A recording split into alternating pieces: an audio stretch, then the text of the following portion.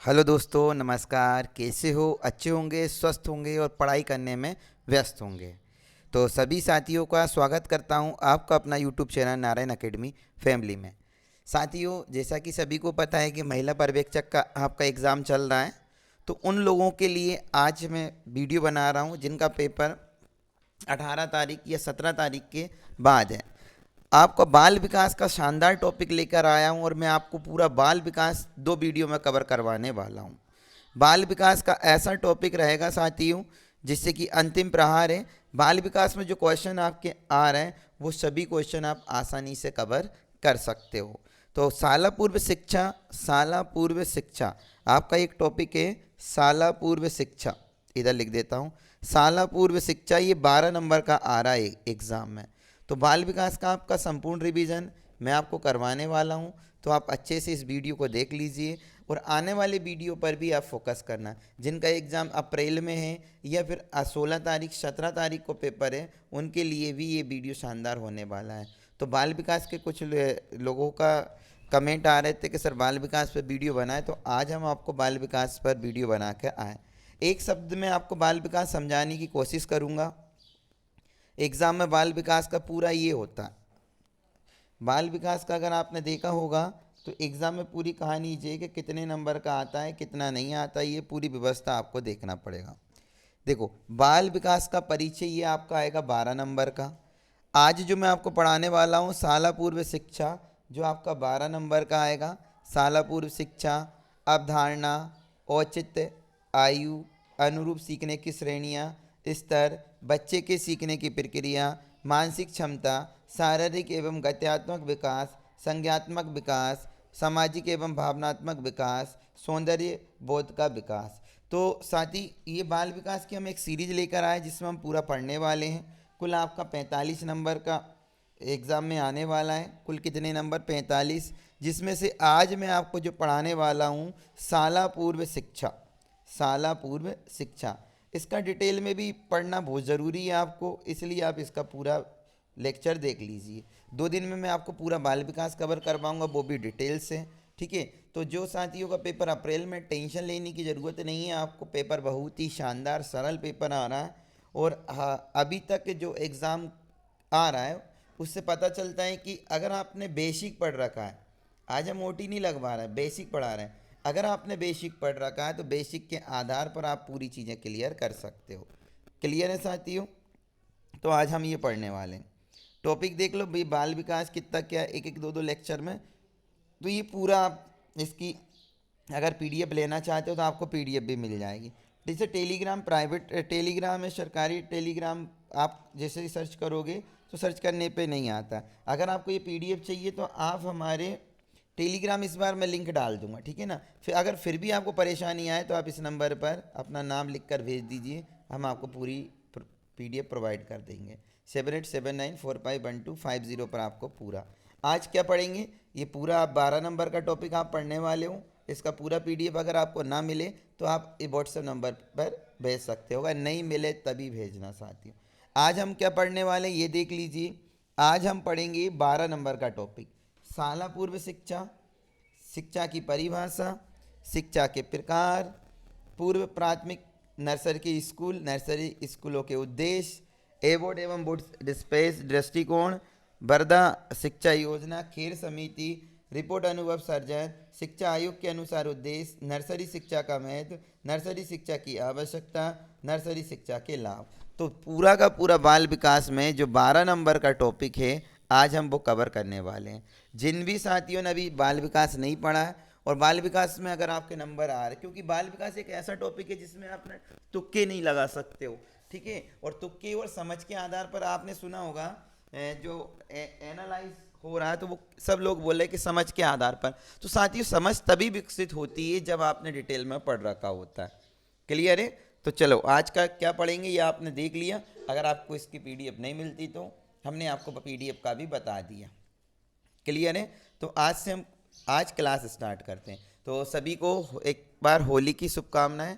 होली की शुभकामनाएं। ये होली आपको रंगों से भर दे और आपके जीवन में इतनी खुशियां आ जाए जो आप अपने टारगेट को अचीव करना चाहते हैं। तो भगवान से हम यही प्रार्थना करेंगे कि आप अपने टारगेट को अचीव करें। बड़े धैर्य से, ईमानदारी से तैयारी करते रहिए आपका सिलेक्शन 100% हो जाएगा। एग्ज़ाम में जब भी पेपर देने जाओ तो बिल्कुल शांति से आप पेपर को सॉल्व करो, तो आपको कोई परेशानी नहीं आएगी। क्लियर है? तो आज की क्लास स्टार्ट करते हैं हम। साला पूर्व शिक्षा शब्द है हमारा शिक्षा। तो शिक्षा की उत्पत्ति कैसे हुई? संस्कृत भाषा के शिक्ष धातु से लिया गया। शिक्षा की जो उत्पत्ति है संस्कृत धातु के शिक्ष धातु से लिया गया, जिसका अर्थ है सिखाना, सीखना या सिखाना, जिसका अर्थ है सीखना या सिखाना। अंग्रेजी समानार्थी शब्द है एजुकेशन। अंग्रेजी समानार्थी शब्द है एजुकेशन, ठीक है। और उत्पत्ति कहाँ पर हुई? लैटिन भाषा के लैटिन भाषा के एजुकेटम से। इसकी जो उत्पत्ति हुई लैटिन भाषा के एजुकेटम से। और शब्द संरचना एजुकेशन जो बना हुआ है ई प्लस डोक्यू, इससे मिलकर बना है। शब्दों का अर्थ देख लेते हैं हम। ए मतलब क्या होता है? अंदर से। और ड्यूको का मतलब होता है आगे बढ़ना। ई का मतलब होता है अंदर से और ड्यूको का मतलब होता है आगे बढ़ना। शाब्दिक अर्थ है एजुकेशन, अंदर से आगे बढ़ना। तो ये पूरा तोड़ मरोड़ कर आपसे पूछ लिया जाएगा साथियों। तो ये पूछेगा ना, तो आप इसको अच्छे से समझ लीजिए। साल पूर्व शिक्षा आपके एग्जाम में 12 नंबर का दे रखा है और 100% 12 नंबर का ही पूछ रहा है। जिनका भी एग्जाम हो रहा है वो पूछ रहे कि शिक्षा से संबंधित क्वेश्चन आ रहे हैं। तो बाल विकास आपके सिलेबस में 45 नंबर का है, तो आपको ये टेंशन लेना ही नहीं है। नॉर्मल वो बोल रहे हैं आपका एनालाइज में से बाल विकास आ रहा, तो वो आना ही है, निश्चित है। पोषण भी आना निश्चित है, सब चीज़ें आना निश्चित है। तो आप बस पढ़ते रहिए। अब थोड़ा सा डिटेल में पढ़ लीजिए। 2 या 3 क्लास में पूरा बाल विकास कवर करवा दूंगा, आप अच्छे से पढ़िए। तो सभी को होली की बहुत बहुत शुभकामनाएं, रंग पंचमी की बहुत शुभकामनाएं। क्लियर है? आगे बढ़ते हैं। शिक्षा की परिभाषा। तो कुछ लोगों ने शिक्षा की परिभाषा भी दी, जैसे फ्रोवेल के अनुसार शिक्षा क्या है? शिक्षा एक प्रक्रिया है जिसके द्वारा एक बालक अपनी शक्तियों का विकास करता है। शिक्षा एक प्रक्रिया है जिसके द्वारा एक बालक अपनी शक्तियों का विकास करता है। ये किसने बोला? फ्रोवेल ने बोला। स्वामी विवेकानंद भी बोल गए हमारे, मनुष्य के अंतर्निहित पूर्णता को अभिव्यक्त करना ही शिक्षा है। मनुष्य के अंतर्निहित पूर्णता को अभिव्यक्त करना ही क्या है? शिक्षा। ये किसने बोला? स्वामी विवेकानंद। और हम बोलते हैं कि शिक्षा वो सेहनी का दूध है जो जितना पिएगा वो उतना ही दहाड़ेगा। क्लियर है? तो इस शिक्षा की परिभाषा अगर आपसे पूछ लिया जाए तो महात्मा गांधी जी ने शिक्षा की परिभाषा क्या दी? शिक्षा से मेरा अभिप्राय बालक या मनुष्य के शरीर, मस्तिष्क या आत्मा के सर्वगुण एवं सर्वोत्तम विकास से है। महात्मा गांधी की परिभाषा है, शिक्षा से मेरा अभिप्राय बालक या मनुष्य के शरीर, मस्तिष्क या आत्मा के सर्वांगीण एवं सर्वोत्तम विकास से। क्लियर है? अरस्तु ने शिक्षा की परिभाषा क्या दी? अरस्तु ने स्वस्थ शरीर में स्वस्थ मस्तिष्क का निर्माण ही करना शिक्षा है। अरस्तु साहब बोलते हैं हमारे शिक्षा के बारे में, स्वस्थ शरीर में स्वस्थ मस्तिष्क का विकास करना ही शिक्षा है। आगे बढ़ते हैं। तो ये परिभाषा आपको याद रखना है। आपके एग्जाम में अगर साल पूर्व शिक्षा से अगर आपका शिक्षा की परिभाषा पूछ ले तो आप आराम से कवर कर सकते हो। हर्बर्ट स्पेंसर ने शिक्षा की परिभाषा क्या दी? शिक्षा से तात्पर्य अंतर्निहित शक्तियाँ तथा बाह्य जगत के मध्य समन्वय स्थापित करना। हर्बर्ट स्पेंसर ने शिक्षा से तात्पर्य अंतर्निहित शक्तियाँ तथा बाह्य जगत के मध्य समन्वय स्थापित करना। किसने बोला? हर्बर्ट स्पेंसर ने। पेस्ट्रोलॉजी ने क्या बोला शिक्षा के बारे में? पेस्ट्रोलॉजी मानव की आंतरिक शक्तियों का स्वाभाविक व सामंजस्यपूर्ण प्रगतिशील विकास ही शिक्षा है। मानव की आंतरिक शक्तियों का स्वाभाविक व सामंजस्यपूर्ण प्रगतिशील विकास ही शिक्षा है। साथ ही परिभाषा का आपको ध्यान रखना है। अब आपका एग्ज़ाम, एक दीदी मिली थी, उन्होंने बोला था कि शिक्षा के क्वेश्चन में औपचारिक और अनौपचारिक शिक्षा से क्वेश्चन आया था सर, कि औपचारिक शिक्षा कौन सी होती है, अनौपचारिक शिक्षा कौन सी होती है। तो मैं आपका यहाँ पर ध्यान केंद्रित करवाना चाहता हूँ, ये चीज़ें आप देख लेना। और गैर औपचारिक कौन सा होता है? एग्जाम्पल से क्वेश्चन आपका पूछा गया था। किससे क्वेश्चन आया था? एग्जाम्पल से। तो हम शिक्षा के प्रकार में समझ लेते हैं। शिक्षा 3 प्रकार की होती है, औपचारिक, अनौपचारिक और गैर औपचारिक शिक्षा। औपचारिक शिक्षा देखिए, ये एक संरक्षित और व्यवस्थित शिक्षा प्रणाली है जो विद्यालय और कॉलेजों में प्रदान की जाती है। औपचारिक जो शिक्षा मिलती है वो विद्यालय और कॉलेजों में प्राप्त की जाती है। उदाहरण देख लो, प्राथमिक, माध्यमिक और उच्च शिक्षा। तो औपचारिक शिक्षा के उदाहरण कौन से हैं? तो प्राथमिक, माध्यमिक और उच्च शिक्षा।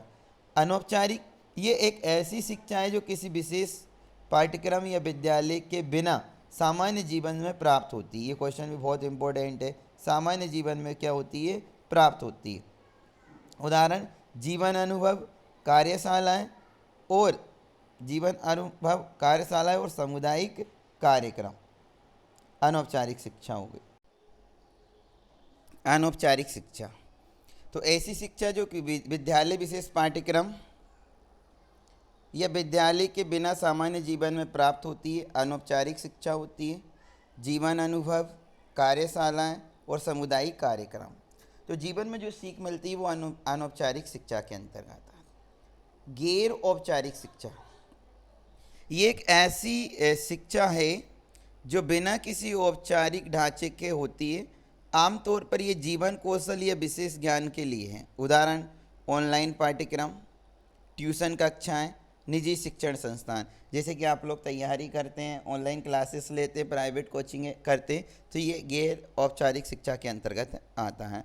तो इस तरीके से आपसे क्वेश्चन पूछेगा शिक्षा के प्रकार, तो तीनों शिक्षा के बारे में आपको पता होना चाहिए।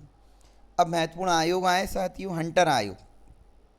हंटर आयोग देखो, साल पूर्व शिक्षा से आपका सिलेबस में जो दे रखा है साल पूर्व शिक्षा, ये आपका एग्ज़ाम में 12 नंबर का दे रखा है। और जो मैं आपको आज पढ़ा रहा हूँ साल पूर्व शिक्षा, ये पूरा का पूरा आपका टॉपिक है। ठीक है, इसमें आयोग भी आएंगे। तो हंटर आयोग आया था 1882 में।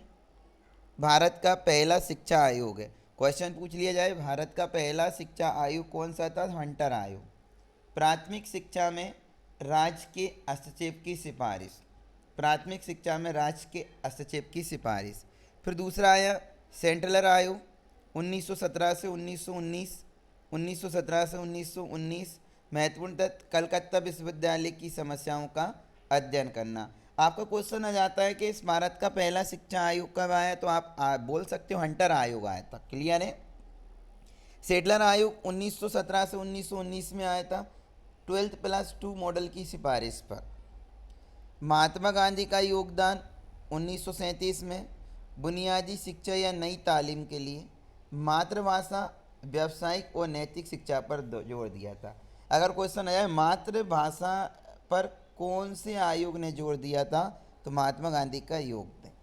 अगला है जाकिर हुसैन समिति, 1938 में बुनियादी शिक्षा के पाठ्यक्रम को विकसित किया गया। बुनियादी शिक्षा पाठ्यक्रम का संबंध किससे है? जाकिर हुसैन समिति से। समग्र पाठ्यक्रम का तैयार करना। क्लियर है साथियों? आगे बढ़ते हैं। क्वेश्चन इंपॉर्टेंट है आपका, ये देख लीजिए। ताराबाई मोडक। ताराबाई मोडक कब आया था? 1930 में। 1930 में ग्रामीण पूर्व शिक्षा।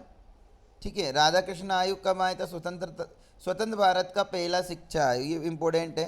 राधाकृष्ण आयोग 1948 से 1949। स्वतंत्र भारत का पहला शिक्षा आयोग, स्वतंत्र भारत का पहला शिक्षा आयोग। विश्वविद्यालय शिक्षा में गुणवत्ता सुधार, विश्वविद्यालय शिक्षा में गुणवत्ता सुधार। क्लियर है? आगे बढ़ो। आयोगों पर एक नज़र डाल लीजिए। मुदालियर आयोग 1952 से 53, माध्यमिक शिक्षा के सुधार के लिए गठित। माध्यमिक शिक्षा सुधार के लिए गठित। व्यावसायिक और सामान्य शिक्षा के संतुलन की सिफारिश पर। कहेर समिति कब आई थी? 1953 में। प्राथमिक शिक्षा में सुधार के लिए गठित। अगर पूछ लिया जाए भाई प्राथमिक शिक्षा में सुधार के लिए गठित कौन सी समिति? कहेर। अधिक प्रभावी प्राथमिक शिक्षा के लिए सिफारिश की थी। ये बहुत इंपॉर्टेंट है। आईसीडीएस 1975 में आया था। शाला पूर्व शिक्षा और पोषण के लिए योजना। और ये कहाँ पर स्थापित हुआ? आंगनवाड़ी केंद्रों की स्थापना की है। ठीक है ना, ये बहुत इंपॉर्टेंट है। आईसीडीएस अगर पूछ लिया जाए तो 1975 में शाला पूर्व शिक्षा और पोषण के लिए योजना। कोठारी आयोग कोठारी आयोग 1964 से 66, ये भी क्वेश्चन बहुत महत्वपूर्ण है। 1968 में पहली राष्ट्रीय शिक्षा नीति की सिफारिश की। 1968 में पहली राष्ट्रीय शिक्षा नीति की सिफारिश की। 10+2+3 शिक्षा संरचना, शिक्षा का राष्ट्रीयकरण। बालवाड़ी कार्यक्रम 1965 में। शाला पूर्व शिक्षा के लिए प्रारंभिक प्रयास। बालवाड़ी कार्यक्रम 1965 में। शाला पूर्व शिक्षा के लिए प्रारंभिक प्रयास। 3 से 6 वर्ष के बच्चों को समग्र विकास के लिए कार्यक्रम। तो ये आपके आयोग है साथियों, जो आपको पढ़ना है, बड़े महत्वपूर्ण है। हाथकंगा समिति 1977 से 78। विकलांग बच्चों के लिए शिक्षा। क्वेश्चन पूछ लिया जाए कि विकलांग बच्चों के लिए शिक्षा समिति कब बनी? 1977-78। और ये क्या नाम है? हाथकंगा समिति, विशेष शिक्षा क्षेत्र में सिफारिश पर। बहुत ही इंपॉर्टेंट है राष्ट्रीय शिक्षा नीति, NEP, राष्ट्रीय शिक्षा नीति 1986 में आई। शाला पूर्व शिक्षा और समग्र शिक्षा सुधार के लिए नीति है। मुक्त और अनिवार्य शिक्षा की दिशा में महत्वपूर्ण कदम। रामामूर्ति समिति, देखो साथियों, ये जो वीडियो आपका होने वाला है बड़ा ही शानदार। अगर आपके बाल विकास में से क्वेश्चन नहीं बन रहा है तो मैं इतना बोलूँगा कि आप मेरे ये 3 वीडियो बाल विकास के देख लीजिए, आपके पूरे के पूरे क्वेश्चन बनेंगे और आपका एग्ज़ाम में अच्छे से नंबर भी आएंगे। 45 नंबर का बाल विकास में आप आराम से कवर कर लोगे। रामामूर्ति समिति 1990-1986 की राष्ट्रीय शिक्षा नीति की समीक्षा पर समग्र सुधार की सिफारिश। यशपाल समिति 1992-93, स्कूल शिक्षा में पाठ्यक्रम के बोझ को कम करने के लिए लर्निंग विदाउट बर्डन की सिफारिश पर। तो ये आयोग है, इनको थोड़ा सा आपको अच्छे से पढ़ाई करना है आयोग के बारे में, क्योंकि ये आपके शाला पूर्व शिक्षा में दे रखे हैं। सच्चर समिति जो आई थी 2005 में आई थी। मुस्लिम समुदाय की सामाजिक, आर्थिक और शैक्षिक स्थिति। सच्चर समिति 2005 में आई थी। मुस्लिम समुदाय की सामाजिक, आर्थिक और शैक्षिक स्थिति में सुधार के लिए सिफारिश। अगला है राष्ट्रीय शिक्षा नीति 2020। राष्ट्रीय शिक्षा नीति कब आई थी? 2020। नवीनतम शिक्षा नीति है 5+3+3+4 शिक्षा संरचना, ECCC पर जोर दिया गया। किंडरगार्टन प्रणाली बड़ी महत्वपूर्ण है, फ्रेडरिक फ्रोवेल द्वारा विकसित की गई है। किंडरगार्टन प्रणाली के क्वेश्चन भी मैं अलग से पढ़ाऊंगा ये वाला। किंडरगार्टन प्रणाली फ्रेडरिक फ्रोवेल द्वारा शाला पूर्व शिक्षा का लोकप्रिय मॉडल है। शाला पूर्व शिक्षा का लोकप्रिय मॉडल है। मॉन्टेसरी प्रणाली आई थी, मारिया मॉन्टेसरी द्वारा विकसित की गई है। बाल केंद्रित दृष्टिकोण का अग्रदूत है। क्वेश्चन पूछ लिया जाता है शाला पूर्व शिक्षा का लोकप्रिय मॉडल कौन सा है? किंडरगार्टन प्रणाली। और बाल केंद्रित दृष्टिकोण का अग्रदूत कौन सा है? मॉन्टेसरी प्रणाली। तो ये क्वेश्चन आपको विशेष ध्यान देना है। NCERT पैटर्न कब आया? ये भी बहुत महत्वपूर्ण है। NCERT पैटर्न जो आया 1961 में आया। शैक्षिक अनुसंधान और प्रशिक्षण के लिए संस्थान। शैक्षणिक अनुसंधान और प्रशिक्षण के लिए संस्थान पाठ्यक्रम विकास और शैक्षणिक अनुसंधान में अग्रणी। साथियों 7 तारीख से आज आपकी 15 तारीख हो गई, तो इसको ध्यान में रखते हुए हम आपको एक बात बोलना चाहेंगे, जिन भी बहनों का भी पेपर नहीं हुआ है आप बस डिटेल में पढ़ लीजिए। डिटेल में अगर आपने पढ़ रखा होगा उसके समझ के आधार पर आप क्वेश्चन बनाएंगे। एग्ज़ाम बहुत ही अच्छा आ रहा। हमारे सभी साथियों से बात हुई, एनालाइज हमने किया है, तो इसलिए मैं आपसे बोल रहा हूँ कि अब जो वीडियो बन रहे हैं आपको इन्हीं चीज़ों को ध्यान में रखते हुए हम वीडियो बना रहे हैं कि आपके आने वाले एग्ज़ाम में भी आपको कैसे पढ़ना है और कैसे नहीं पढ़ना है। इस तरीके से आपका रिवीजन करना है आपको, तो आपका बहुत कम समय में पूरा डिटेल से भी आपका क्या हो जाएगा साथियों, रिवीजन। अगर आपने हमारे पहले वीडियो नहीं देखे तो टेलीग्राम के प्ले लिस्ट पर जाइए, महिला सुपरवाइजर के नाम से प्ले लिस्ट है, उसमें 25 वीडियो हमने डाल रखे। पूरा मैनेजमेंट पढ़ा रखा, पूरा पोषण पढ़ा रखा है, पूरा बाल विकास पढ़ा रखा है और पूरे एक्ट पढ़ा रखे हैं। आप उनसे वहाँ से देख लीजिए और अभी जो वीडियो चल रहे हैं उनको भी आप कंटिन्यू रखिए। अगला क्वेश्चन है आपका NUEPA। NUEPA 1962 में शैक्षिक योजना और प्रशासन के लिए संस्था, शैक्षिक प्रशासन के अनुसंधान और प्रशिक्षण के लिए इम्पोर्टेंट है। ECC योजना, शाला पूर्व शिक्षा के लिए कई सरकारी योजनाएं चलाई गई हैं। 3 से 6 वर्ष के बच्चों के लिए शिक्षा और पोषण सेवा। सर्व शिक्षा अभियान सभी को पता है, ये 2001 में प्रारंभ हुआ था। सभी बच्चों के लिए निःशुल्क और अनिवार्य शिक्षा का लक्ष्य रखा गया। प्राथमिक शिक्षा का सार्वभौमिकरण है, ये प्राथमिक शिक्षा का सार्वभौमिकरण है। तो साथियों, जितने भी आयोग ये जितने भी चल रहे हैं वो पूरा इसमें कवर हो गया। शिक्षा का अधिकार अधिनियम RTE, शिक्षा का अधिकार अधिनियम RTE कब आया? 2009 में। 6 से 14 वर्ष के बच्चों के लिए निःशुल्क और अनिवार्य शिक्षा, शिक्षा में कानूनी अधिकार है। शिक्षा का अधिकार अधिनियम RTE कब आया? 2009 में। 6 से 14 वर्ष के बच्चों के लिए निःशुल्क और अनिवार्य शिक्षा। अगला क्वेश्चन है PM पोषण योजना। PM पोषण योजना कब आई? 2021। मिड डे मील योजना का पुनर्गठन और विस्तार है। मिड डे मील योजना का पुनर्गठन और विस्तार है। पोषण के साथ शिक्षा को जोड़ने का प्रयास किया गया। निपुण भारत 2021, महत्वपूर्ण क्वेश्चन। कक्षा 3 तक के बच्चों में बुनियादी साक्षरता और गणना कौशल, बुनियादी साक्षरता और गणना कौशल का क्या है? विकास। तो साथियों, जितने भी आयोग थे, जितने भी क्वेश्चन थे वो हमने पूरे कवर कर लिए। अब हम पूरी चीज़ों को अच्छे से समझते हैं। तो मैं आपको यहाँ पर जो पढ़ाने वाला हूँ, पूर्व प्राथमिक नर्सरी स्कूल, इस तरीके से आपको डिटेल में पढ़ोगे तब जाके आपके इसके क्वेश्चन बनेंगे। और एग्ज़ाम में आपके इसी तरीके से पूछा जा रहा है कि डिटेल में पढ़ के आपको एग्ज़ाम में क्वेश्चन कैसे बना पाओगे। क्लियर है साथियों? अब आपसे बोले पूर्व प्राथमिक नर्सरी स्कूल क्या होता है? तो ये एक ऐसा स्कूल है जिसमें 5 वर्ष से कम आयु के बच्चे शिक्षा पाते हैं। पूर्व प्राथमिक या नर्सरी स्कूल में 5 वर्ष से कम आयु के बच्चे शिक्षा पाते हैं। इस संस्था में प्रवेश की आयु 3 वर्ष होती है।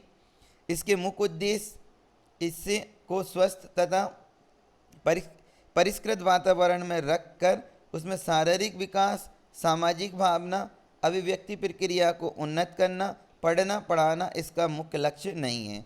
तो आपका क्वेश्चन ऐसे पूछा जाता है मेरे साथियों, इस तरीके से पूछा जाता है कि पूर्व प्राथमिक स्कूल के क्या लक्ष्य, पूर्व प्राथमिक स्कूल के क्या लक्ष्य हैं? तो आप बोल सकते हो सामाजिक भावना, शारीरिक विकास, अभिव्यक्ति प्रक्रिया को उन्नत करना, यही पूर्व प्राथमिक नर्सरी स्कूल की क्या है? लक्ष्य है।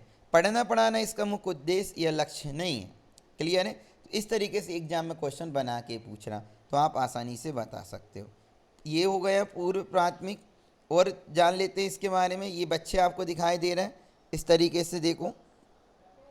इसके कार्यक्रमों में खेल, विश्राम, स्वच्छ आदतें डालना, सामूहिक रूप से रहने की प्रधानता रहती है। नर्सरी स्कूल एक प्रकार से बच्चे का संसार है जहाँ बच्चे को अपनी स्वरात्मक प्रवृत्तियों की अभिव्यक्तियों के लिए सुंदर, स्वास्थ्यवर्धक, सामाजिक तथा मनमोहक वातावरण प्राप्त होता है। तो साथियों, 3 से 5 वर्ष के जो बच्चे हैं वो पूर्व प्राथमिक या नर्सरी स्कूल के अंतर्गत आते हैं, जिसका लक्ष्य मेन पढ़ाना नहीं होता है, शारीरिक विकास होता है। ये सब चीज़ें इसके अंतर्गत आती हैं और एग्जाम में इस तरीके से ही पूछा जाता है। देख लीजिए, पूर्व प्राथमिक नर्सरी स्कूल में स्कूलों के अन्य नाम, नर्सरी भी बोलते हैं, किंडरगार्टन, पूर्व बेसिक, ये पूर्व नाम है। इसमें आपसे ये पूछ लिया जाता है कि नर्सरी स्कूल के अन्य नाम क्या है। पूर्व प्राथमिक, बालोद्यान, बाल सेवा सदन, बालकन की बाड़ी, बाल विद्यापीठ, बालकुंड, बाल लीला मन्निक, गार्डन स्कूल, किशोर स्कूल, बाल मंदिर, बाल विहार, शिशु शिक्षा सदन, शिशु मंदिर, अभिनय बालशाला, शिशु निकेतन, शिशु केंद्र। तो जो 3 से 5 वर्ष के बच्चे जिस स्कूल में पढ़ते हैं उसको पूर्व प्राथमिक भी बोलते हैं और इन सब अन्य नाम से भी जाना जाता है साथियों। क्लियर है? तो ये आपने पढ़ लिया। नर्सरी के बारे में और जान लेते हैं। नर्सरी शिक्षा 3 से 6 वर्ष की आयु के बच्चों के लिए शिक्षा जो प्राइमरी शिक्षा से शुरू होने तक की दी जाती है। प्राइमरी शिक्षा से शुरू होने तक की दी जाती है। नर्सरी स्कूल के उद्देश्य, ये बहुत ही महत्वपूर्ण क्वेश्चन है।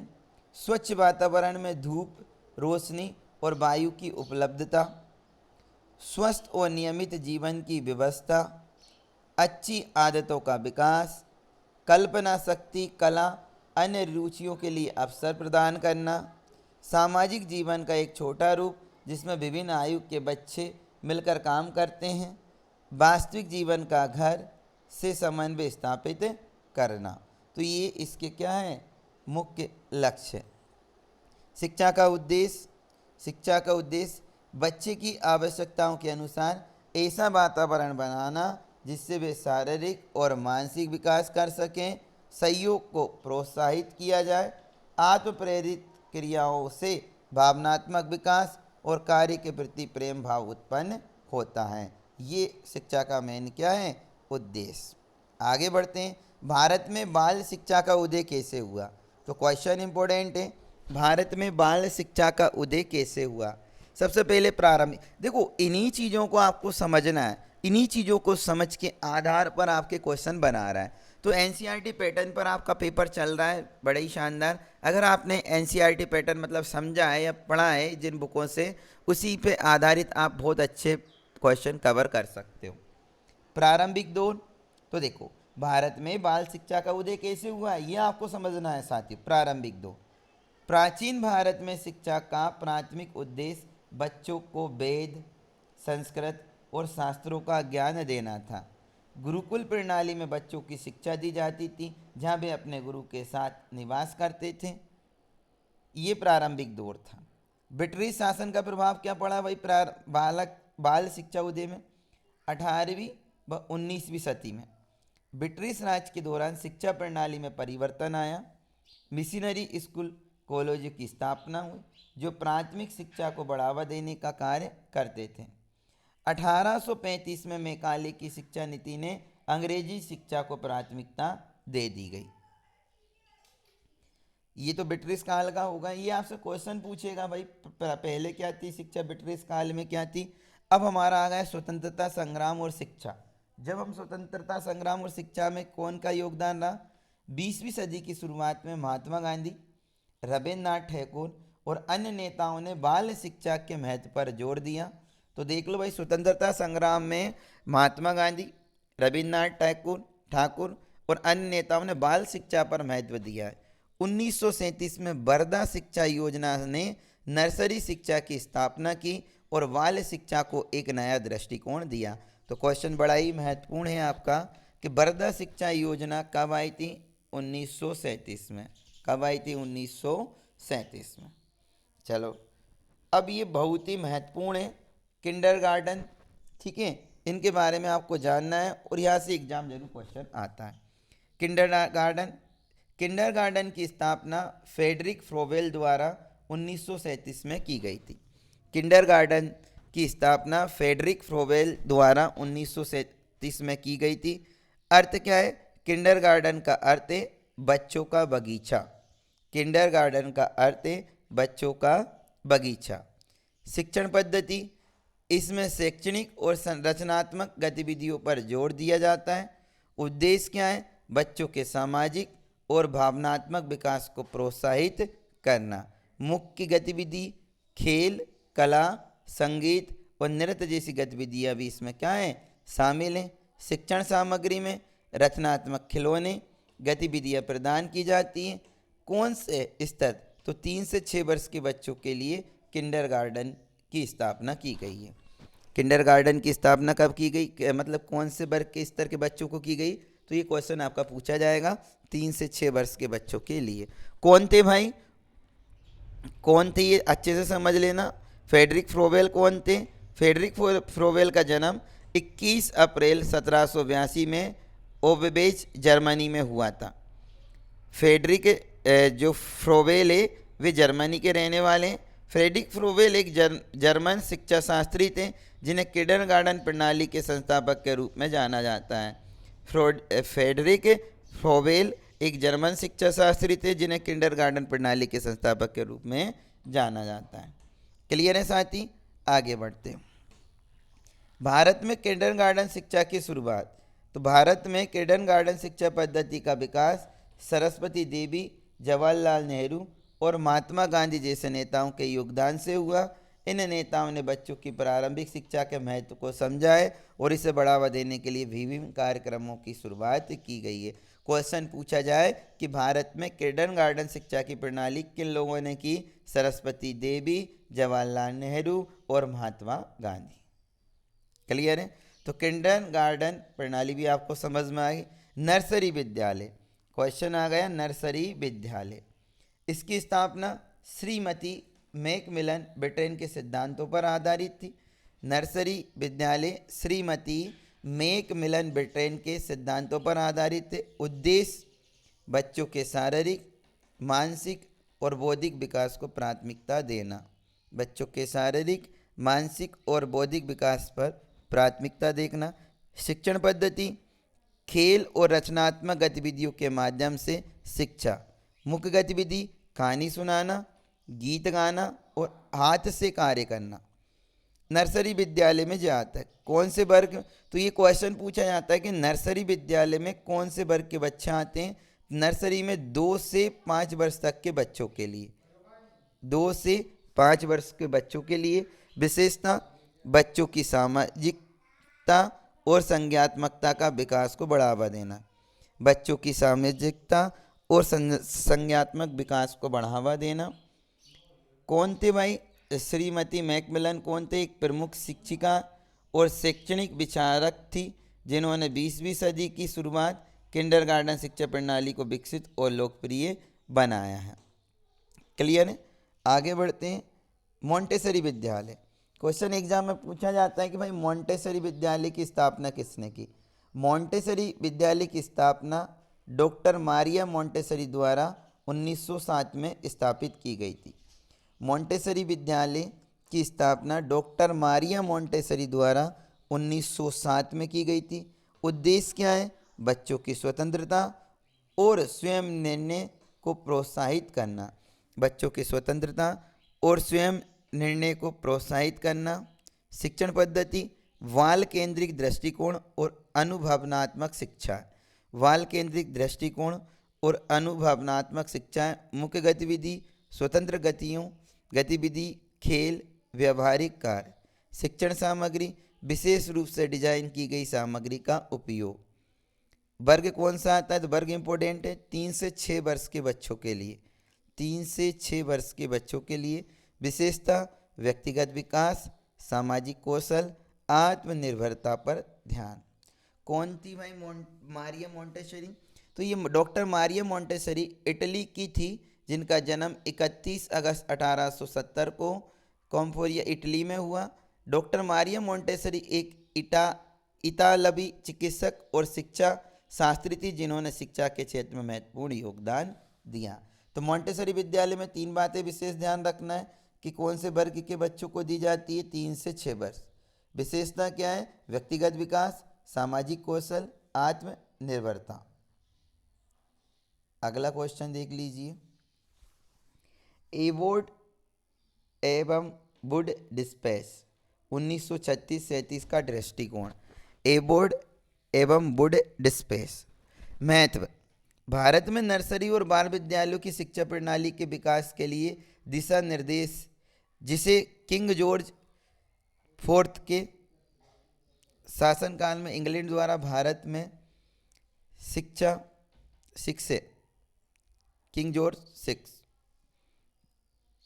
के शासनकाल में इंग्लैंड द्वारा भारत में शिक्षा सुधार के संदर्भ में प्रस्तुत किया गया। उद्देश्य बच्चों में अच्छी आदतें विकसित करना, शारीरिक विकास को बढ़ावा देना, सामाजिक अनुभवों और रुचिपूर्ण ढंग को बढ़ावा देना। क्लियर है? आगे इसकी विशेषता और देख लीजिए। विद्यालय सुंदर स्थानों पर होना चाहिए जहाँ विकास की सुविधा उपलब्ध हो। गतिविधियों में चित्रकला, गाना, अभिनय आदि शामिल हो। विकास का वातावरण कैसा हो? क्रियात्मक तरीके से सुव्यवस्थित वातावरण में बच्चों का विकास। शारीरिक और मानसिक विकास के लिए विविध शिक्षा की शुरुआत। ये दस्तावेज भारतीय शिक्षा प्रणाली के प्रारंभिक शिक्षा बाल शिक्षा के महत्व को उजागर करता है और सुधार की आवश्यकता को संबोधित करता है। वर्धा शिक्षा योजना बड़ी महत्वपूर्ण है साथियों। वर्धा शिक्षा योजना 1937 में आई थी। वर्धा शिक्षा योजना 1937, नेता थे महात्मा गांधी। उद्देश्य क्या था? सामाजिक परिवर्तन और आत्मनिर्भरता के लिए शिक्षा। सामाजिक परिवर्तन और आत्मनिर्भरता के लिए शिक्षा। बच्चों को जीवन के लिए तैयार करना। बच्चों को जीवन के लिए तैयार करना। सिद्धांत क्या था? कौशल आधारित और मिश्रित शिक्षा। कला, विज्ञान और तकनीकी। स्थानीय भाषाओं का उपयोग। नैतिक और आध्यात्मिक शिक्षा। नैतिक मूल्यों का समावेश। स्वावलंबन, कृषि और हस्तकला का प्रशिक्षण। प्रभाव, शिक्षा प्रणाली में सुधार और बच्चों को सामाजिक और आर्थिक जीवन को सक्रिय बनाना। तो क्वेश्चन इंपॉर्टेंट है, वर्धा शिक्षा योजना कब आई थी? 1937 में। कौन नेता थे? महात्मा गांधी। ठीक है, आगे बढ़ते हैं। डॉक्टर जाकिर हुसैन समिति 1937 में। देखो, साला पूर्व शिक्षा में आपको यही देखना है, कौन सा आयोग कब आया था, शिक्षा के लिए क्या किया क्या नहीं किया, यही तो आपको डिटेल में पढ़ना है। एक बार आप इसकी हार्ड कॉपी मतलब याद, आप पीडीएफ से भी पढ़ सकते हो, क्लियर है ना? पीडीएफ में आपको प्रोवाइड करवा दूंगा। डॉक्टर जाकिर हुसैन समिति, उद्देश्य क्या है इसका? भारतीय शिक्षा प्रणाली को समाज, संस्कृति और आवश्यकताओं के अनुसार सुधारना। भारतीय शिक्षा प्रणाली को समाज, संस्कृति और आवश्यकता के अनुसार सुधारना। बुनियादी शिक्षा पर जोर। नैतिक और व्यवहारिक मूल्यों को शिक्षा से जोड़ना। नैतिक और व्यवहारिक मूल्यों को शिक्षा से जोड़ना। गांधी जी की नई तालीम से प्रेरित थी ये। मातृभाषा का उपयोग भी शिक्षा के माध्यम के रूप में मातृभाषा का महत्वपूर्ण माना है। व्यवहारिक शिक्षा, सिद्धांत सैद्धांतिक ज्ञान के साथ जीवन कौशल सिखाने पर जोर दिया है। किसने? डॉक्टर जाकिर हुसैन ने। कब आई थी डॉक्टर जाकिर हुसैन समिति? 1937 में। मुख्य बिंदु देख लीजिए डॉक्टर जाकिर हुसैन समिति के। व्यावसायिक और तकनीकी शिक्षा। व्यावसायिक और तकनीकी शिक्षा, शिक्षा के विभिन्न स्तरों पर व्यावसायिक शिक्षा का समावेश। रोजगार के अवसरों से जोड़ना। शिक्षा का लोकतांत्रिकरण। समाज के सभी वर्गों के लिए शिक्षा के अवसर सुलभ करवाना। समानता, सामाजिक न्याय को बढ़ावा देना। नई तालीम वाली शिक्षा आई थी। गांधी जी की वर्धा स्कीम ऑफ एजुकेशन पर आधारित हाथों के काम और नैतिक शिक्षा का समावेश। समाज के सभी वर्गों के बच्चों को सशक्त बनाना। ठीक है, नई तालीम शिक्षा किसने दी थी? महात्मा गांधी की। और देख लीजिए भाई, गीजू भाई बधेका। गीजू भाई बधेका का जन्म 15 नवंबर 1885 में ग्राम चित्तल, सौराष्ट्र में हुआ था और मृत्यु 23 जून 1939 भावनगर में। असली नाम गिरजाशंकर, गुजराती लेखक, वकील थे। महात्मा गांधी इनके सहयोगी थे। इन्होंने बाल मंदिर की स्थापना 1920 में की थी। बाल मंदिर की स्थापना कब की गई थी? 1920 में। बच्चों को पढ़ाने हेतु स्वयं की शिक्षण पद्धति का विकास एवं सस्ते शिक्षण उपकरण का प्रयोग किया था। तो इम्पोर्टेंट है, गिजू भाई बधेका, इन्होंने बाल मंदिर की स्थापना 1920 में की थी। गीजू भाई बधेका, ताराबाई मोदक ने इसके साथ कार्य किया। 1923 से 1926 में नूतन बाल शिक्षण संघ, देखो बाल मंदिर आ गए, एक आ गए नूतन बाल शिक्षण संघ की स्थापना की। यही डॉक्टर मारिया मोंटेसरी पद्धति में आए। इन्होंने बच्चों द्वारा मूँछों वाली माँ कहा जाता है। इन्हें बच्चों द्वारा मूँछों वाली माँ कहा जाता है। इनका बालवाड़ी अभियान गुजरात, महाराष्ट्र, मध्य प्रदेश, राजस्थान में चला। क्वेश्चन आ जाता है, बालवाड़ी अभियान कहाँ चला? तो गुजरात, महाराष्ट्र, मध्य प्रदेश, राजस्थान में चला। बड़ा ही महत्वपूर्ण क्वेश्चन है। ताराबाई मोडक, ताराबाई मोडक ने किसकी, देखो कुछ याद हो या ना हो, इसमें ये याद करना है आपको कि इन्होंने किसकी स्थापना की थी और कौन से अभियान पर इसका योगदान है। पूरी चीज़ें हमें नहीं पढ़ना है कि भाई पूरी चीज़ें आपको याद करना है। 19 अपना जन्म याद करना है, 1892 में हुआ। मृत्यु 31 अगस्त 1973 में। मराठी साहित्यकार और समाज सेवी हैं। ताराबाई मोडक। एक इम्पोर्टेंट ये कि भाई ताराबाई मोडक कौन है? मराठी साहित्यकार और समाजसेवी। भारत में इन्हें मोंटेसरी मदर कहा जाता है, इसलिए ये इम्पोर्टेंट है। अगर पूछ लिया जाए मोंटेसरी मदर किसे कहा जाता है, तो ताराबाई मोडक को। मोंटेसरी मदर किसे कहा जाता है? ताराबाई मोडक को। क्यों? इन्होंने मारिया मोंटेसरी पद्धति का भारतीकरण किया। 1962 में भारत सरकार द्वारा पद्म विभूषण से भी सम्मानित किया गया। मराठी, गुजराती और अंग्रेजी में बच्चों एवं शिक्षकों के लिए कई किताबें लिखी। इनका अभियान गुजरात एवं महाराष्ट्र में चला। इन्होंने गिज्जू भाई के साथ कार्य किया। इन्होंने गिज्जू भाई के साथ क्या किया? कार्य किया। क्लियर है? आगे बढ़ते हैं ताराबाई मोडक के बारे में। और 1925 में इन्होंने प्री प्राइमरी शिक्षण कॉलेज शुरू किया। तो प्री प्राइमरी प्रशिक्षण कॉलेज शुरू किया, जो पूर्व प्राथमिक शिक्षकों को प्रशिक्षण प्रदान करता है। महाराष्ट्र के अमरावती में एक हरिजन बाड़ा में बाल बाड़ी का संचालन किया। 1945 में बोडी में इन्होंने ग्राम बाल विकास केंद्र की स्थापना की गई। 2 प्रकार की बाल बेड़ी शुरू की, केंद्रीय बाल बेड़ी और आंगन बाल बाड़ी। क्लियर है? खेर समिति। तो क्वेश्चन ऐसे ही पूछ लिया जाएगा आपका। साल पूर्व शिक्षा में आपको विशेष ध्यान देना है। मैं पढ़ के सुना रहा हूँ, एक बार में तो आपको याद नहीं होगा, एक बार और आपको रिवीजन करना पड़ेगा। बस ये कि मैं आपको डाटा वो प्रोवाइड करवा रहा हूँ जो आपके एग्जाम में पूछा जा रहा है भाई। ठीक है? खेर समिति 1938। खेर समिति 1938। वी खेर बम्बई के प्रांतीय मुख्यमंत्री।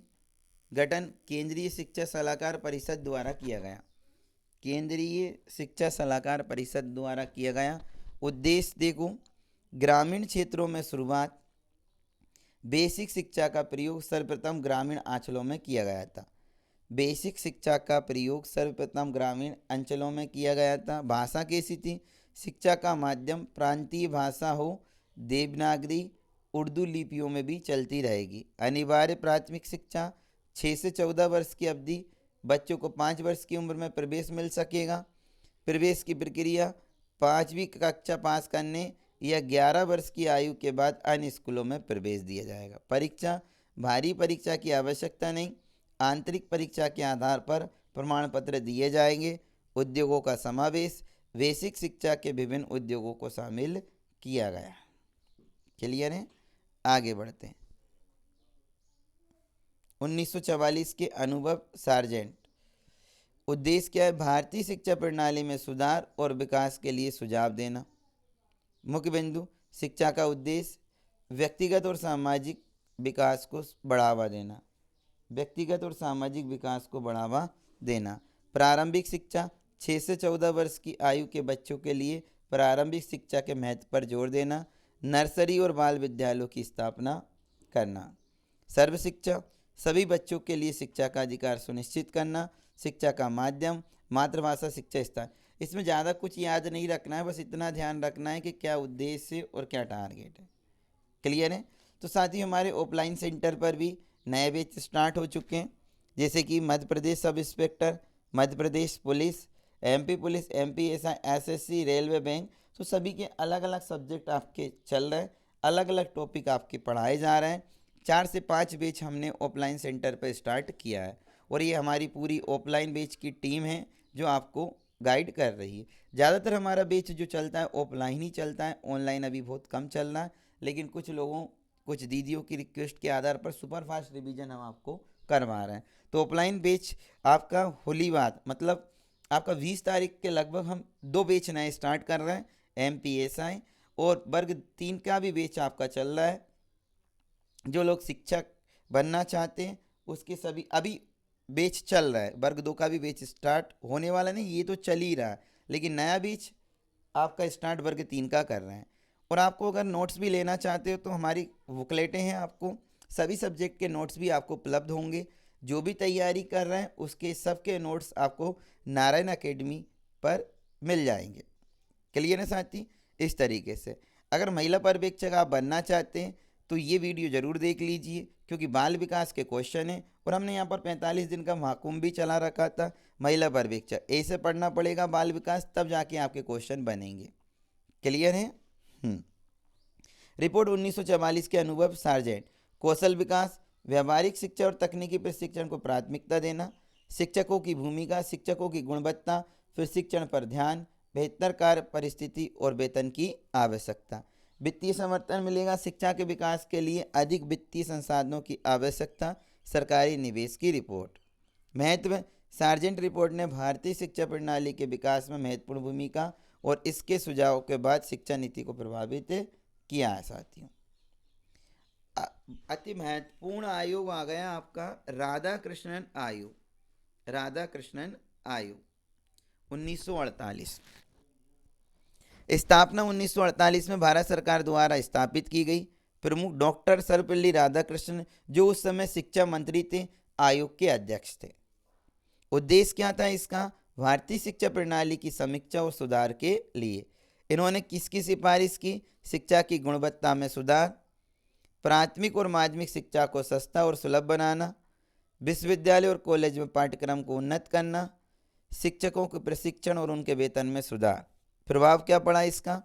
भारतीय शिक्षा प्रणाली में कई सुधार लागू हुए, शिक्षा को अधिक व्यवस्थित और प्रभावी बनाने की दिशा में महत्वपूर्ण कदम उठाए गए थे। तो क्वेश्चन अब बड़े ही महत्वपूर्ण है साथियों। अब जो भी आए वो स्वतंत्रता के बाद में जो आयोग है, मुदालियन आयोग 1952-53। बहुत सारे लोग तो मुदालियन को नहीं जानते। मुदालियन आयोग 1952-53 में भारत सरकार द्वारा स्थापित किया गया। प्रमुख कौन है? श्री एल मुदालिया, जो आयोग के अध्यक्ष थे। उद्देश्य क्या है? भारतीय शिक्षा प्रणाली की समीक्षा और सुधार के लिए।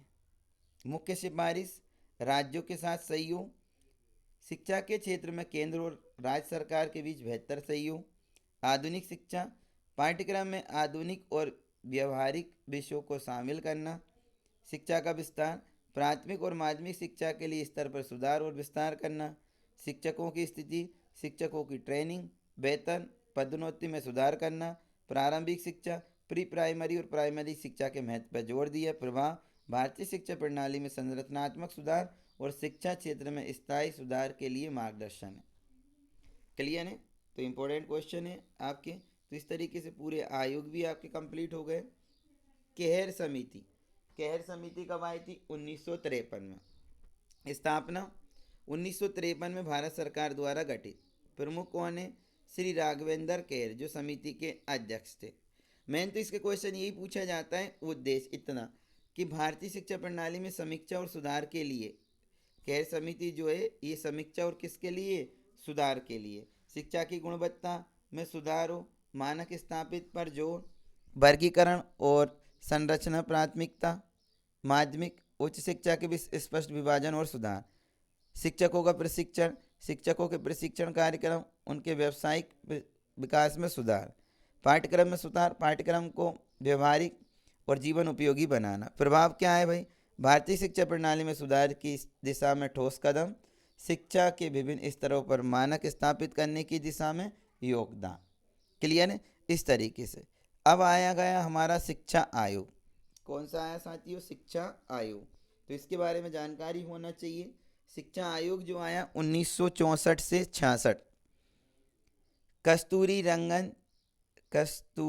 रंगन आयोग के नाम से भी जाना जाता है। इसका गठन कब हुआ? भारत सरकार द्वारा 1964 में, और इसके अध्यक्ष हैं डॉक्टर कस्तूरी रंगन। मुख्य सिफारिश क्या है?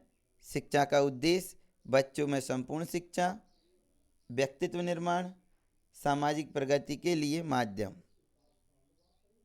सर्व शिक्षा, 6 से 14 वर्ष के बच्चों के लिए निःशुल्क और अनिवार्य शिक्षा।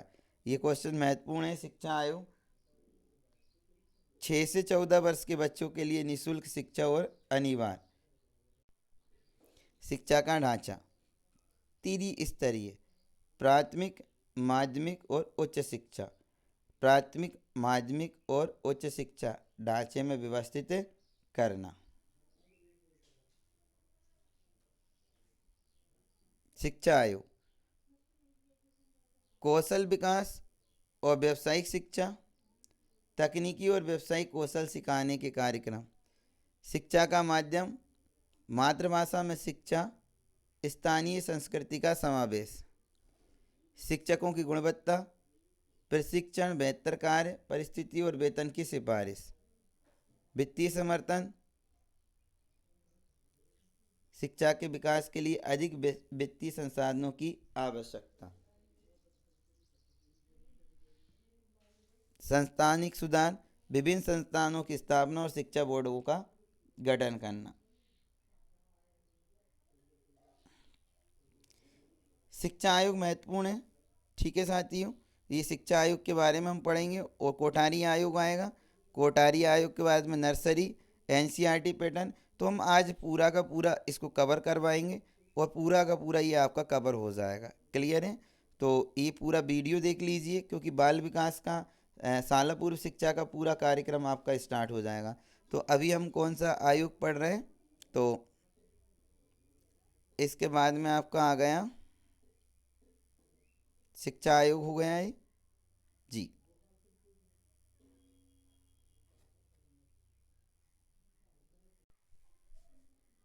कोठारी आयोग। कोठारी आयोग कब आया था? 1964 से 66। अध्यक्ष कौन थे? Doctor H.N. Kothari.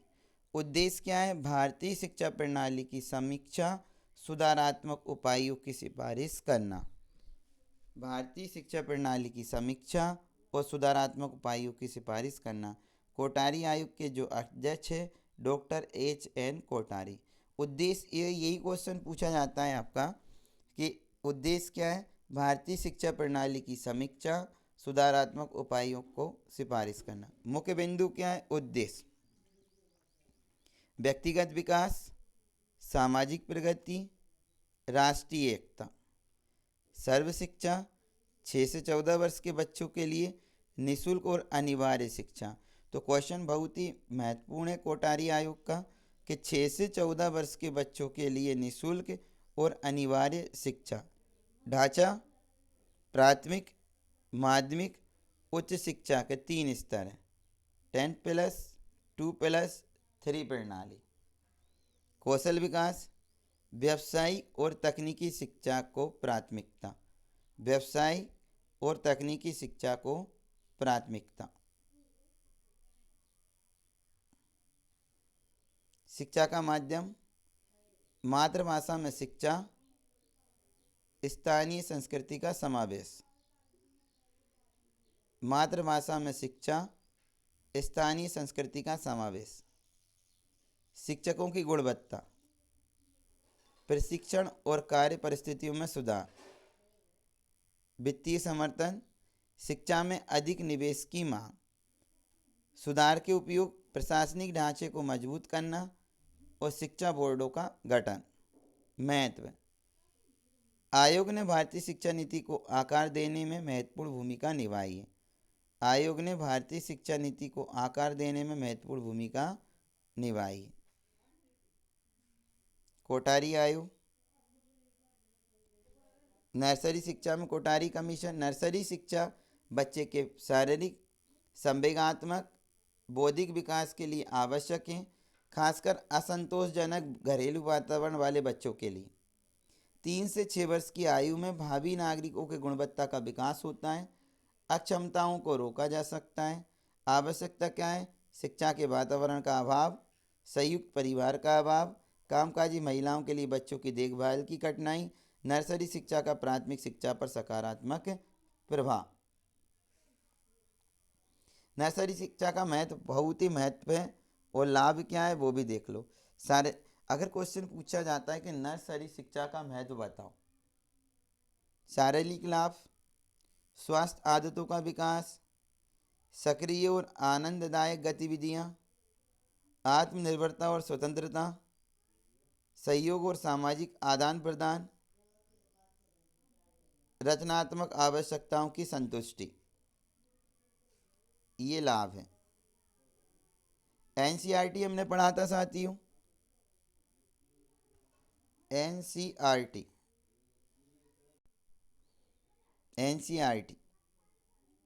National counselling of education research and training 1961। स्थापना 1961 में भारत सरकार द्वारा। उद्देश्य क्या है? शिक्षा के क्षेत्र में अनुसंधान, प्रशिक्षण और पाठ्यक्रम विकास में क्या करना? सुधार। मुख्य कार्य क्या है? पाठ्यक्रम और पाठ्य पुस्तकें, शिक्षण सामग्री और पाठ्यक्रम का निर्माण और संशोधन, शिक्षण प्रक्रिया प्रशिक्षण, शिक्षकों के लिए प्रशिक्षण कार्यक्रम, शैक्षणिक अनुसंधान, शिक्षा के क्षेत्र में शोध और अध्ययन, संगठन, केंद्रीय और राज्य शिक्षा बोर्डों के साथ सहयोग, प्रभाव, भारतीय शिक्षा प्रणाली में सुधार, गुणवत्तापूर्ण शिक्षा और पाठ्यक्रम विकास में योगदान।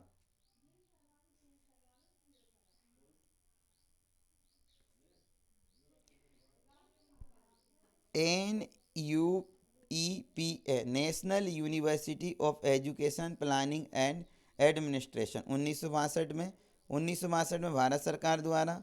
उद्देश्य क्या है? शिक्षा की योजना, प्रशासनिक में सुधार के लिए उच्च स्तर की शिक्षा और प्रशिक्षण प्रदान। साथियों, इतना सारा क्वेश्चन आपको पढ़ने की ज़रूरत नहीं है, बस आप इनके मोटे मोटे चीज़ें देख लीजिए। इनका उद्देश्य क्या है, लक्ष्य क्या है, ये एग्ज़ाम में पूछा जाता है आपका। और हाल ही में अभी पूछा ही जा रहा है कि उद्देश्य और लक्ष्य क्या है। जैसे बालवाड़ी कार्यक्रम, कब शुरुआत की थी बालवाड़ी कार्यक्रम की? 1965 में भारत सरकार द्वारा शुरू किया गया, विशेष रूप से बाल शिक्षा क्षेत्र में सुधार। बाल शिक्षा क्षेत्र में सुधार। प्रारंभिक शिक्षा 3 से 6 साल की उम्र में बच्चों के पूर्व विद्यालय शिक्षा प्रदान करना, ये इंपॉर्टेंट है। बालवाड़ी कार्यक्रम क्लियर है? इस तरीके से आप पढ़ोगे तो आपको पूरा समझ में आ जाएगा। बालवाड़ी। अब ये क्वेश्चन आपका बहुत इंपॉर्टेंट है। ICDS 1975 में भारत सरकार द्वारा स्थापित किया गया था। उद्देश्य एक बार आप पढ़ लेना, इसका मैं आपको समझा रहा हूँ पेपर में कैसे पूछा जा रहा है। उद्देश्य 0 से 6 साल के बच्चों, गर्भवती महिलाओं और माता के विकास और कल्याण को बढ़ावा देना। तो ये बहुत इंपॉर्टेंट है। मुख्य घटक में पोषण, स्वास्थ्य सेवाएं, प्रारंभिक शिक्षा और परामर्श कार्यक्रम, आंगनवाड़ी केंद्रों के में सेवा प्रदान करना है जी, इसका मुख्य उद्देश्य है। हाथकंगा, ये आपको पढ़ाई अभी पढ़ा आपने। हाथकंगा समिति स्थापना 1977-78 में भारत सरकार द्वारा, और इसके प्रमुख जो है वो श्री हरिराम हाथकंगा समिति के अध्यक्ष थे। श्री हरिराम हाथकंगा समिति के अध्यक्ष थे। मुख्य उद्देश्य जो है प्राथमिक और माध्यमिक शिक्षा की गुणवत्ता और प्रशासन में सुधार के लिए सुझाव। ये क्वेश्चन आपका पूछा जाता है। राष्ट्रीय शिक्षा नीति स्थापना 1986 में हुआ था। 1986 में भारत सरकार द्वारा लागू की गई। राष्ट्रीय शिक्षा नीति 1986 में भारत सरकार द्वारा लागू की गई। उद्देश्य है भारतीय शिक्षा प्रणाली को सुधार और उसका समग्र विकास करना। ठीक है, इम्पोर्टेंट है। और 6 से 14 साल के बच्चों को मुक्त शिक्षा अनिवार्य प्रदान करना। 6 से 14 वर्ष के बच्चों को मुक्त शिक्षा अनिवार्य प्रदान करना। रमामूर्ति समिति, रमामूर्ति समिति, रमामूर्ति समिति की स्थापना 1990 में भारत सरकार द्वारा गठित। प्रमुख डॉक्टर रमामूर्ति समिति के अध्यक्ष हैं। उद्देश्य क्या है? भारतीय उच्च शिक्षा प्रणाली में सुधार के लिए सिफारिश करना। उद्देश्य क्या है? भारतीय उच्च शिक्षा प्रणाली में सुधार के लिए सिफारिश करना। यशपाल समिति, यशपाल समिति 1992-93 में, यशपाल समिति 1992-93 में भारत सरकार द्वारा गठित। प्रमुख कौन है? डॉक्टर यशपाल समिति के अध्यक्ष। उद्देश्य क्या है? भारतीय शिक्षा प्रणाली की समीक्षा और सुधार के लिए सिफारिश करना।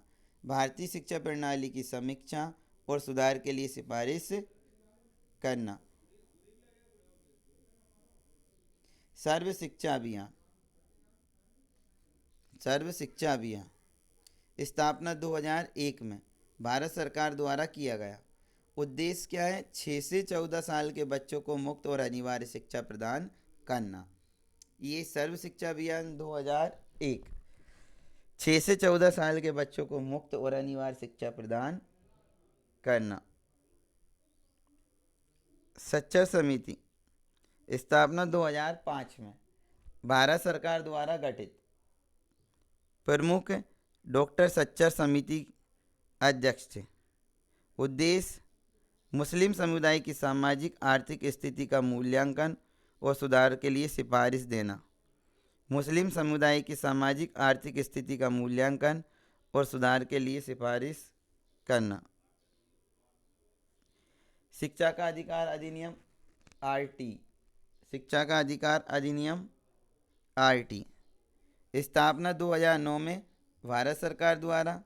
उद्देश्य क्या है? 6 से 14 साल के बच्चों के लिए मुफ्त और अनिवार्य शिक्षा की गारंटी। शिक्षा का अधिकार अधिनियम 2009, 6 से 14 साल के बच्चों के लिए मुफ्त और अनिवार्य शिक्षा की गारंटी। 2010 में भारत सरकार ने लागू किया गया था, कोई दिक्कत नहीं। पीएम पोषण योजना, पीएम पोषण योजना 2021, पीएम पोषण योजना 2021 पूर्व नाम, पहले ये प्रधानमंत्री स्कूल न्यूट्रिशन योजना के नाम से जाना जाता था। प्रधानमंत्री स्कूल न्यूट्रिशन योजना के नाम से जाना जाता था। स्थापना हुई थी 1921 में, पुनः संरक्षित किया गया। उद्देश्य स्कूल बच्चों को गुणवत्तापूर्ण और पौष्टिक भोजन प्रदान करना। लक्ष्य 1 से 8 कक्षा के सरकारी स्कूलों के बच्चों को लाभ देना। निपुण भारत, निपुण भारत 2021 पूर्ण नाम है national entity for professional reading with understanding and numeracy. ये भाई पढ़ लेना, इंग्लिश कम ही आता है हमें। स्थापना कब हुई थी? 2000 निपुण की 2021 में भारत सरकार द्वारा शुरू किया गया। उद्देश्य 1 से 3 वर्ष के बच्चों को पढ़ने, समझने और गणित के मूलभूत दक्षताओं प्रदान करना। तो इस तरीके से साथियों ये आपका बाल विकास का साल पूर्व शिक्षा का पूरा प्रोग्राम खत्म होता है। ठीक है, ई बुक की हमने योजनाओं की वीडियो डाल ही रखी है। अगर आपने अभी तक हमारी इनकी वीडियो नहीं देखा है तो वह वीडियो ज़रूर देख लीजिए, जिससे कि आपका पूरा कंप्लीट हो जाएगा। तो जिन साथियों का एग्ज़ाम कल है और आने वाले अप्रैल तक एग्ज़ाम चल रहा है, तो आप बाल विकास का मैं पूरा आपको कवर करवा दूंगा। 2 से 3 वीडियो में ही आपका पूरा बाल विकास कवर हो जाएगा। साल पूर्व शिक्षा का ये आपका पहला वीडियो है, बाल विकास का पहला वीडियो है। अगर आपको वीडियो अच्छा लगे तो इसको ज़्यादा से ज़्यादा शेयर कर देना अपने दोस्तों में, लाइक कर देना। और अगर अभी तक आपने हमारे चैनल को सब्सक्राइब नहीं किया तो सब्सक्राइब जरूर कर लीजिए। साथियों सभी व्यापम के जितने भी एग्ज़ाम है उसका सबका हम आपको सिस्टमेटिक पूरा PDF प्रोवाइड करवाएंगे। अभी हमारा विशेष फोकस महिला पर्यवेक्षक, महिला सुपरवाइजर का है। ठीक है साथियों, मिलते हैं नेक्स्ट वीडियो में। सभी को जय हिंद, जय भारत। बोलो भारत माता की जय। बाकी बिहारी लाल की जय।